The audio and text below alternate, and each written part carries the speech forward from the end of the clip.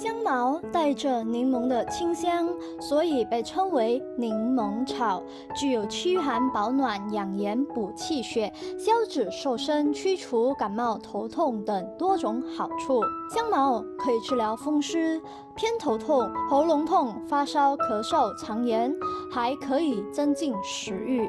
今天小编就要教大家制作一款香茅茶，只需要搭配多一种食材，养生效果会更佳哦。首先，我们先将香茅清洗干净，将它切小。接下来，我们在锅中加入1000毫升的清水，将香茅放入水中，再加入适量的桂圆。桂圆分量可以根据个人喜好，开大火将它煮沸。桂圆具有养颜补血的功效，两者搭配可以起到活气行血、驱寒暖身，非常适合饭后饮用。在寒冷的冬天，大家不妨运动过后腰酸背痛、下肢水肿，又或者是凉感冒、头晕脑胀、消化不良、手脚冰冷等等，都可以饮用这款香茅桂圆茶。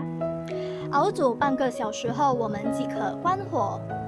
就这样，一碗香喷喷的香茅桂圆茶就制作完成了。常喝这款茶饮，不仅可以减缓筋骨酸痛、腹部绞痛，还能消食助消化，而且还可以起到瘦身减脂，对消除气虚引起的肥胖和水肿效果极佳。由于桂圆带甜味，所以就不需要加糖了。我们只需要饮用这碗茶水即可。桂圆肉也是可以吃的。